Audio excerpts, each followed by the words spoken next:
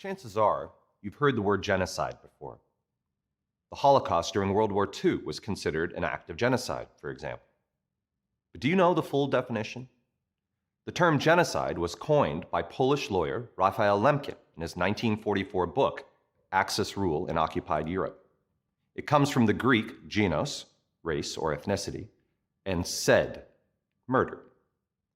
The United Nations defines genocide as the mass extermination of a group of people based upon that community's race, religion, ethnicity, or nationality, with the intent to destroy.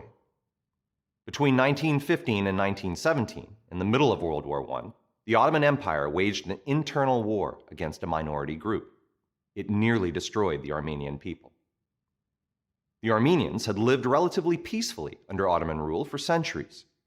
So, why did this genocide happen at this time? Prior to the early 20th century, the Ottoman Empire was made up of different ethnic and religious communities. The Ottoman Sultan ruled many people. They spoke different languages and held diverse beliefs.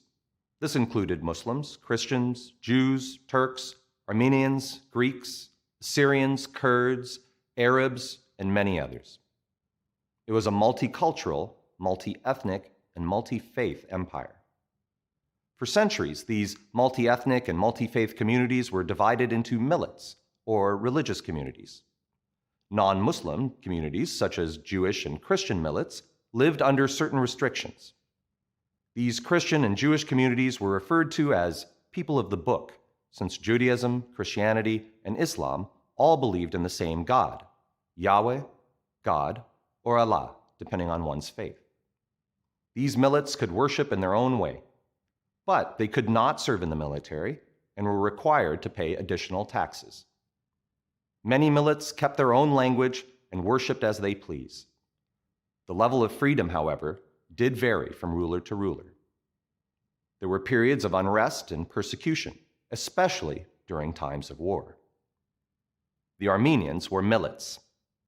They were a largely Christian community that mainly lived in the eastern provinces of the Anatolian Peninsula, the peninsula that is modern-day Turkey. The Armenians had lived in this area for over 1,000 years, long before the Ottoman Empire existed. Founded in about 95 BCE, the Armenian kingdom went through periods of stability and invasion.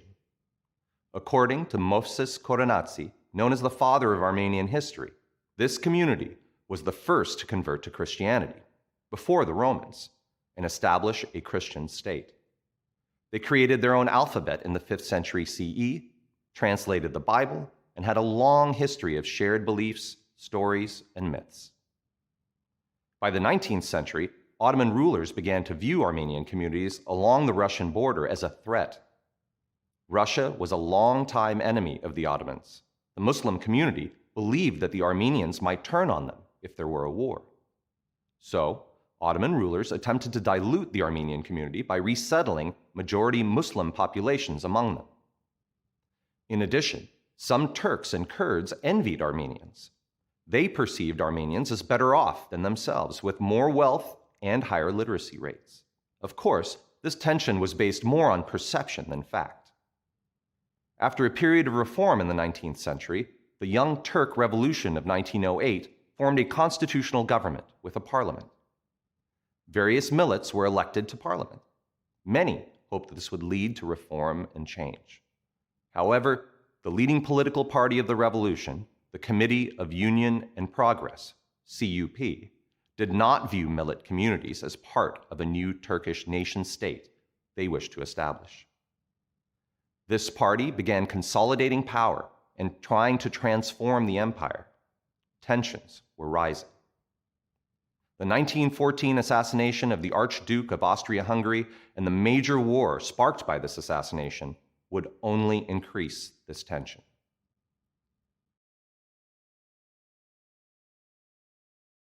After the assassination of the Archduke in 1914, major European states declared war on each other.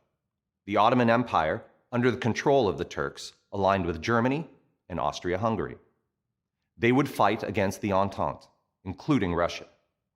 The war renewed Turkish beliefs that Armenians would turn against the Ottomans and fight alongside Russia.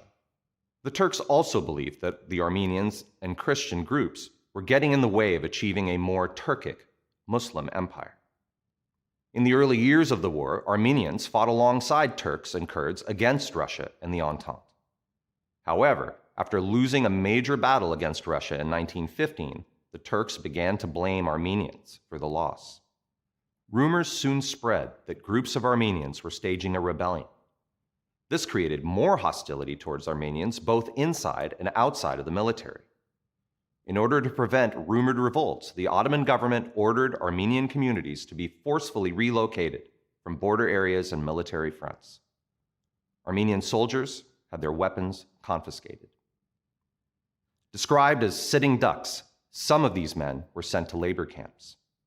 Then hundreds were taken out to deserted areas and shot. As historian Ronald Grigor Suni wrote in A History of the Armenian Genocide, what evolved rapidly into genocide began as sporadic massacres that, following a colossal defeat, resulted in political panic, despair, and a thirst for vengeance. The extermination of the Armenian people had begun. Some Turkish officials in Istanbul tried to warn their Armenian friends. One official quietly told his friend, "A new storm is about to break upon the Armenians, so I hope that you will save yourself." The recommendation was to leave for Europe immediately, without regard for property or investments. Many managed to escape. Some fled to Europe and others to America, but more horrors were to come. The relocation efforts soon turned into mass extermination, especially in the areas along the fronts and in rural provinces. Turkish and Kurdish soldiers forced whole families to march away from their homes. Their houses and possessions were later sold to the highest bidder. Bands of Ottoman soldiers marched through Armenian villages and tortured inhabitants. Armenian houses were robbed. Churches were stripped and religious icons left in the mud. Turkish officials attempted to justify this violence by stating that these acts were in retaliation for Armenian rebellion. They claimed that Armenians in the eastern provinces must be removed or eliminated. Fear and rumors continued to stoke the flames of violence. Some Armenians did rebel against the slaughtering of their people. This allowed Turkish authorities to justify increased removals and killings. One official ordered that all Armenian men over the age of 12 should be killed. Armenian women were raped and murdered or taken by Turkish men as wives. Small children became orphans. Some were adopted by Christian missionaries and others by Turkish families. Christians in other parts of the world, in particular Europe and America, heard reports of Armenian persecution. Organizations were formed to provide aid to a Christian community thousands of miles away. Some ambassadors living in Istanbul worked to convince Turkish officials to stop the violence. Nothing seemed to work. The American ambassador to Istanbul, Henry Morgenthau Sr., described events as a campaign of race extermination. From 1915 to 1917, over 1 million Armenians died. Most were executed as they journeyed to labor camps. They were buried in mass graves or burned.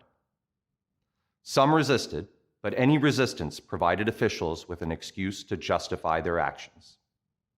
After the war, some of the Turkish leaders who ordered the killings were brought to trial, but only a few were punished. Others escaped, mainly to Germany. In the years that followed, some of these men were assassinated by Armenians who sought revenge. To this day, the Turkish state maintains that the mass killing of Armenians did not happen or was justified. However, most major powers in the world recognize and memorialize this period as the Armenian Genocide, the mass extermination of an ethnic or religious group.